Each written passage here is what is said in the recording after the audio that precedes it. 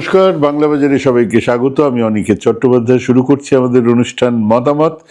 আজকের শীর্ষক, মমতা দিল্লিতে, তাকে দেখে ল্যাজ গুটিয়ে পালালো অমিত শাহের পুলিশ।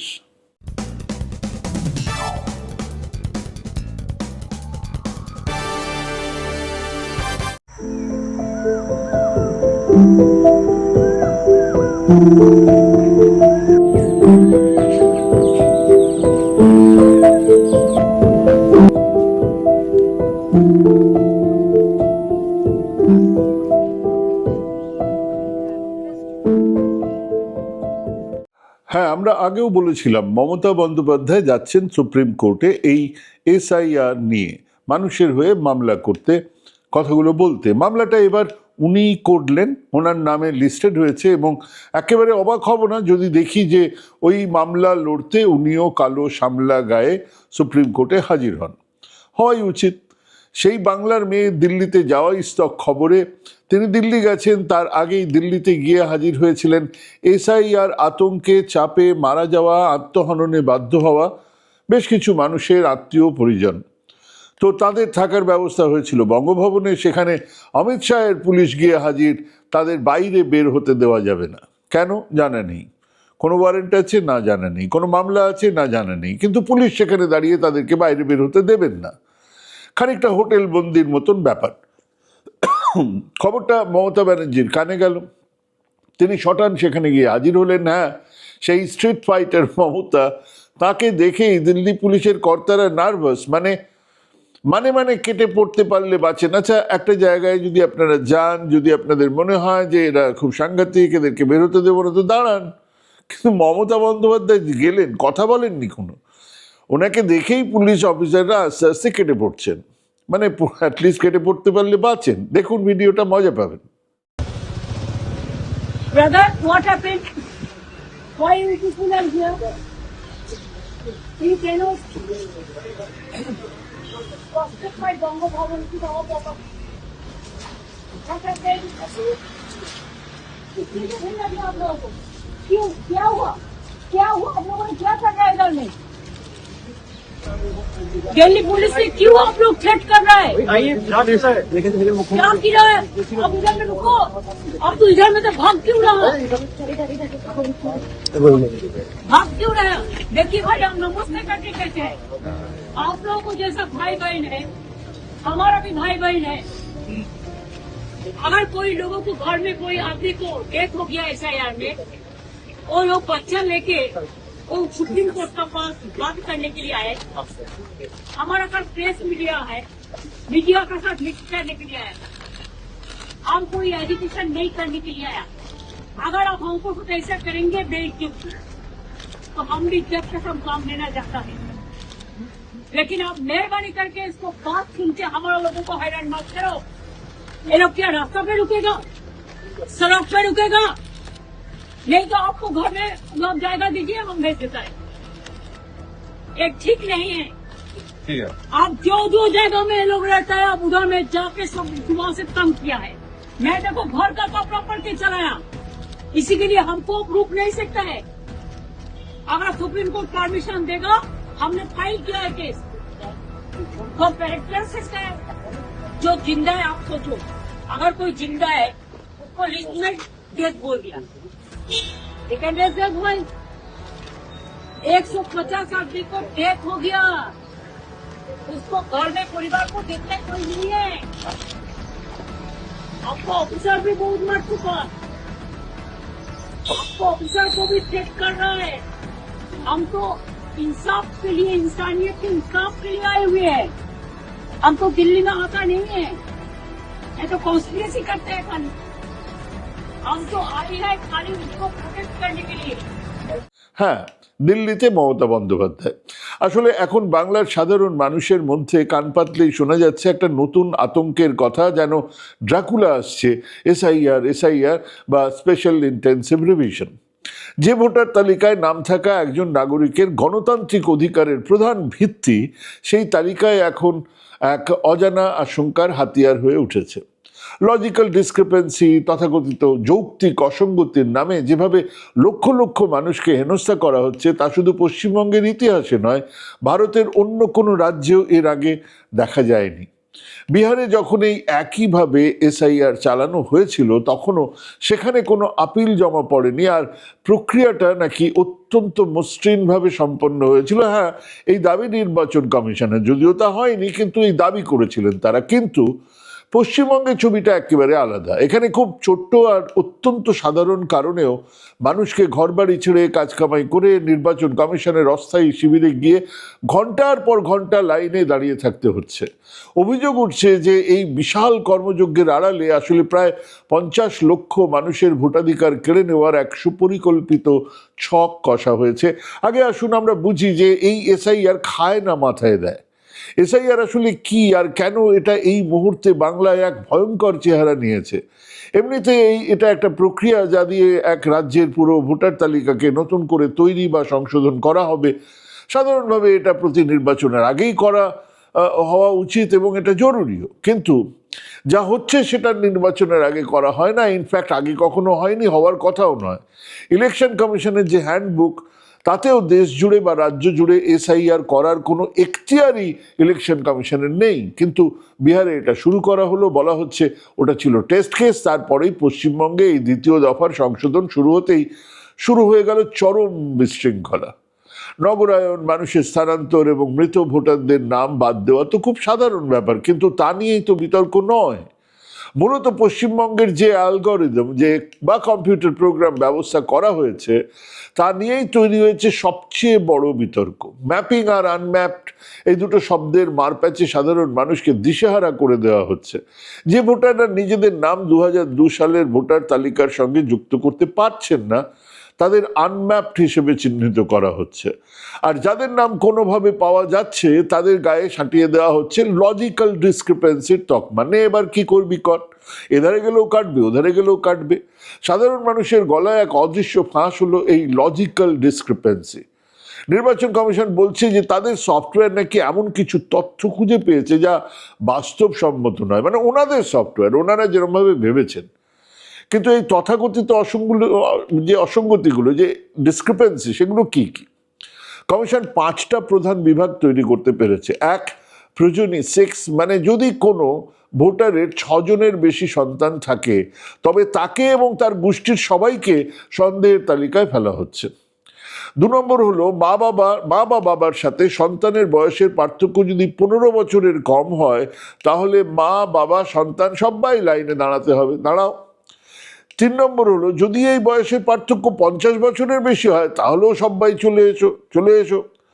চতুর্থত, দাদু বা ঠাকুমার সঙ্গে নাতি বা নাতনির বয়সের পার্থক্য যদি 40 বছরের কম হয় তাহলেও হাজিরা দিতে হবে। নোটিশ যাচ্ছে মৃত দাদুর নামেও। আর পঞ্চমত, বাবার বা আত্মীয়ের নামের বানানে কোনো অমিল থাকলেই ডাকা হবে। মুখার্জি মুখোপাধ্যায় হলে খেলো, হাসবেন না। বাজার নয়, চাকরি নয়, এমনকি খাবার, বাসস্থান, শিক্ষা বা স্বাস্থ্য নয়, আপাতত চিন্তা কি এসআইআর এর নোটিশ।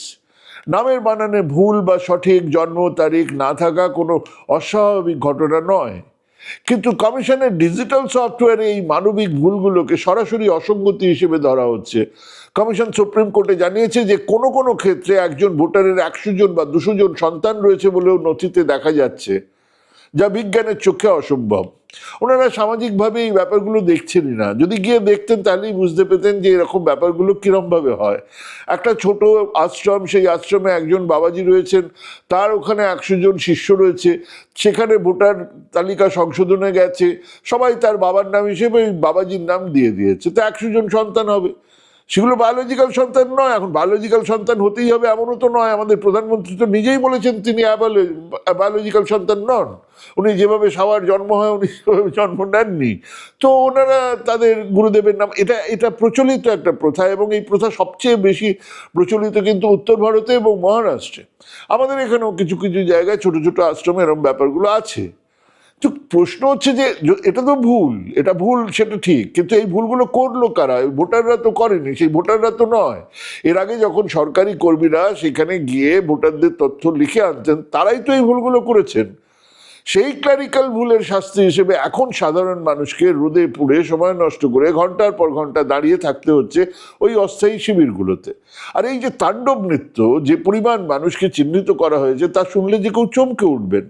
প্রাথমিকভাবে 1,66,00,000 ভোটারের তথ্যে লজিক্যাল ডিসক্রিপেন্সি পাওয়া গেছিল বলে জানানো হয়েছিল। পরবর্তীকালে সেটা খানিকটা কমিয়ে এখন 95 লক্ষে দাঁড়িয়েছে, আবার সেটা বাড়ছে। কখন যে বাড়বে কখন যে কমবে কেউ জানে না। এই 95 লক্ষ মানুষের মধ্যে প্রায় 51 লক্ষ মানুষের ক্ষেত্রে রয়েছে বাবার নামের অমিল। মানে বাবার নাম, ধরুন কোথাও নাথ নেই, ধরুন কোথাও চ্যাটার্জি চট্টোপাধ্যায় হয়েছে, এরকম 23 লক্ষ মানুষের ক্ষেত্রে অভিযোগ উঠছে যে তাদের 6 জনের বেশি সন্তান রয়েছে। এটাও খুব অস্বাভাবিক নয়। আমাদের মোদিজিকে তাহলে লাইনে গিয়ে দাঁড়াতে হয়, কারণ ওনারা যতদূর এখনো পর্যন্ত খবর 7 ভাই। ওনার তো এইরকম অদ্ভুত অদ্ভুত সমস্ত জন্মদিন দুটো, তারপরে জানিয়ে দিচ্ছেন মুখে আমার সাধারণভাবে জন্ম নয়, এরকম নানান ব্যাপার রয়েছে। কিন্তু খবর হচ্ছে গিয়ে ওনার 7 জন ভাই বোন, তাহলে ওনাকেও নাম ডাকা হোক, দাঁড় করানো হোক, আইনের চোখে সবাই সমান। এছাড়া মা বাবার সাথে বয়সের অসম ব্যবধানের মামলা রয়েছে 13 লক্ষের। এর বাইরে রয়েছে 58 লক্ষ মানুষের নাম বাদ যাওয়ার ঘটনা, যারা মৃত, ঘর পরিবর্তন করেছেন বা শুনানিতে অনুপস্থিত ছিলেন। তাদের ASDD, অ্যাবসেন্ট, শিফটেড, ডেড আর ডুপ্লিকেট, এই ক্যাটাগরিতে ফেলে খসড়া তালিকা থেকে বাদ দেওয়া হয়েছে। এবার এর সাথে আরো 30 লক্ষ ভোটার রয়েছেন যারা আনম্যাপড, অর্থাৎ 2002 সালের ভোটারের তালিকার সাথে যাদের কোনো বংশগত যোগসূত্র খুঁজে পাওয়া যাচ্ছে না। সব মিলিয়ে বিশাল জনসংখ্যার উপরে যে খাড়া নেমে এসেছে তা বাংলার ইতিহাসে নজিরবিহীন। অনেকের ধারণা যে এই কাটছাঁটের প্রক্রিয়ার পর শেষ পর্যন্ত হয়তো 50 লক্ষের বেশি মানুষ আর ভোটার তালিকায় ফিরতেই পারবেন না। প্রথম খসড়া রিপোর্টের সময় কিন্তু এরকমটা ছিল না, কিন্তু এখন পরিষ্কার যে এই SIR এর প্রক্রিয়া সবচেয়ে বেশি ক্ষতিগ্রস্ত হচ্ছে পশ্চিমবঙ্গের সীমান্তবর্তী জেলাগুলোর মানুষজন। এই জেলাগুলোতে ভোটারদের ওপর যে চাপ তৈরি করা হয়েছে তার পেছনে রাজনৈতিক উদ্দেশ্য ছাড়া আর কিছুই নেই। মুর্শিদাবাদ জেলায় লজিক্যাল ডিসক্রিপেন্সির সংখ্যা সবচেয়ে বেশি, প্রায় 16,72,123 জন। এর মধ্যে কেবল প্রয়োজনী সেক্স বা অধিক সন্তান থাকার অভিযোগে অভিযুক্ত 9,39,000 মানুষ। দক্ষিণ 24 পরগনায় এই সংখ্যা 14,87,000, উত্তর 24 পরগনায় 11 লক্ষের বেশি। মালদহ, উত্তর দিনাজপুরের মতো মুসলিম প্রধান জেলাগুলোতে এই সংখ্যা আশঙ্কাজনক। মালদহে 8,67,000, উত্তর দিনাজপুরে প্রায় 7 লক্ষ ভোটারের তথ্যে এরকম ধরনের অসঙ্গতি খুঁজে পেয়েছে কমিশনের ওই সফটওয়্যার। এমনকি হাওড়ার মতো শিল্পাঞ্চল জনবহুল জেলাতেও 6,87,000 ভোটারের তথ্যে ভুল ধরা হয়েছে। অভিযোগ উঠছে যে নির্দিষ্ট কিছু বিধানসভা কেন্দ্রকে টার্গেট করা হচ্ছে যেখানে সংখ্যালঘু ভোট বেশি। উদাহরণস্বরূপ নদিয়া জেলার কালীগঞ্জ, নাকাশিপাড়া, পলাশিপাড়া, এই সমস্ত এলাকায় শুনানির জন্য গণহারে নোটিশ পাঠানো হয়। যতজন আছে ততজনকেই নোটিশ দেওয়া হচ্ছে, এরকম একটা ব্যাপার হচ্ছে। এই জেলাভিত্তিক তথ্যের বিবরণ দিলে বোঝা যাবে যে কেন সাধারণ মানুষ এক টার্গেটেড হয়রানি বলে এটাকে মনে করছেন। নির্বাচন কমিশন যে ডিজিটাল অ্যাপ বা সফটওয়্যার ব্যবহার করছে তার নাম BLO অ্যাপ। অভিযোগ উঠছে যে এই সফটওয়্যারের অ্যালগরিদম অত্যন্ত ভুলভাল, আর এটা ছোটখাটো পার্থক্যকে বড় অপরাধ বলে চিহ্নিত করছে। যেমন কোনো সাঁওতালি সম্প্রদায়ের মানুষ যদি তাদের পদবি ইংরেজিতে XALXO লেখেন, কিন্তু ভোটার তালিকায় সেটাকে খালকো লেখা হচ্ছে। খালকো ওনাদের উচ্চারণে এবং ওনাদের যেভাবে ওনারা বানানটা লিখছেন সেটা হচ্ছে XALXO, ভোটার তালিকায় সেটা চলে যাচ্ছে খালকো। দুটোই উচ্চারণ ঠিক আছে, বানানো ঠিক আছে, কিন্তু তাকে সফটওয়্যার লজিক্যাল ডিসক্রিপেন্সির মধ্যে ফেলে দিচ্ছে। ব্যানার্জি বন্দ্যোপাধ্যায় হলে সেটাও নাকি ডিসক্রিপেন্সি। কেন রাজনৈতিক উদ্দেশ্যে বলছি? দেখুন না, কমিশনের মাঝপথে তাদের নিয়ম বদলেই চলেছে বারবার। একটা কমিশন একটা কাজ করতে নেমেছে, তার তো একটা নিয়ম থাকবে, স্ট্রাকচার থাকবে, বারবার নিয়ম বদলাচ্ছে। প্রথমে বলা হয়েছিল যে যাদের 2002 সালের সঙ্গে সংযোগ আছে, মানে 2002 সালে তাদের বাবা মা বা তাদের নাম আছে, তাদের আর কোনো নথিপত্র লাগবে না। পরে সফটওয়্যারের দোহাই দিয়ে তাদেরকেও শুনানিতে ডাকা হচ্ছে। বুথ লেভেলের অফিসার বা BLOরা জানিয়েছেন যে তাদের অ্যাপে প্রতিদিন নতুন নির্দেশিকা আসছে যা তারা নিজেরাও বুঝে উঠতে পারছেন না। এই কারিগরি বিভ্রাটের ফলে সাধারণ মানুষের ভোগান্তি বেড়ে চলেছে। কমিশন নিজে বলছে যে সফটওয়্যারের কিছু টেকনিক্যাল ত্রুটি থাকতেই পারে, কিন্তু তার জন্য সাধারণ ভোটারকে কেন প্রতিদিন সরকারি অফিসে ঘুরতে হবে সেটার উত্তর তাদের কাছে নেই। নির্বাচন কমিশনের অস্থায়ী শিবিরগুলোর ছবি দেখুন, যারা গেছেন তারা জানেন সাত সকালেই মানুষ লাইনে দাঁড়াচ্ছেন, কেউ তার বাবার ভোটার কার্ড নিয়ে এসছেন, কেউ তার দাদুর পুরনো দলিল। চেন্নাই থেকে কাজ ফেলে নিজের এলাকায় ফিরে এসেছেন অঙ্কিতা মুখোপাধ্যায়ের মতো তরুণী, কারণ তার নামের বানানে অসঙ্গতি পাওয়া গেছে। অনেক বয়স্ক মানুষ যাদের হাঁটা চলার ক্ষমতা নেই, তারা লাঠিতে ভর দিয়ে অন্যের কাঁধে, এমনকি স্ট্রেচারে করে এসে শুনানিতে হাজির হচ্ছে। নর্থ চব্বিশ পরগনা, বারাসাত বা বীরভূম, বোলপুর সব জায়গার ছবিটা এক। মানুষ এক চূড়ান্ত অনিশ্চয়তা আর আতঙ্কে ভুগছেন যে তাদের ভোটাধিকার কেড়ে নেওয়া হবে। এই আতঙ্কের ফলে কেবল সাধারণ মানুষের মনে এই ধারণাও গেঁথে গেছে যে যদি একবার নাম বাদ যায় তবে তারা রাষ্ট্রহীন বা ডি ভোটার হয়ে যাবে, নাগরিক থাকবেন না। এটা ভুলও নয়। বিশেষ করে অসমে এনআরসি অভিজ্ঞতার পরে পশ্চিমবঙ্গের মানুষ এই ভোটার তালিকা সংশোধনীকে নাগরিকত্ব কেড়ে নেওয়ার প্রথম ধাপ হিসেবে দেখছেন। এই ভয়ের কারণে রাজ্যের বিভিন্ন প্রান্ত থেকে আত্মহত্যার মতন মর্মান্তিক খবর উঠে আসছে, আজও এসছে। সেরকম এক অবস্থায় রাজ্যের মুখ্যমন্ত্রী নিজের গায়ে সামলা চড়িয়ে মানুষের স্বার্থে সুপ্রিম কোর্টে মামলা করলে তা মানুষকে ভরসা দেবে বই কি। হ্যাঁ, মমতার মধ্যে মানুষ এখনো এই কারণেই ভরসা খোঁজেন। মমতা মানুষের কাজে ভরসা হয়ে উঠতে চান। মানুষ আপাতত তাকিয়ে আছে ওই মামলার প্রথম শুনানির দিকে। এই পর্যন্তই আজ বললাম। ভাবুন, ভাবতে থাকুন, ভাবা প্র্যাকটিস করুন। ভালো থাকবেন, সুস্থ থাকবেন। আজকে এখানে শেষ করছি। নমস্কার।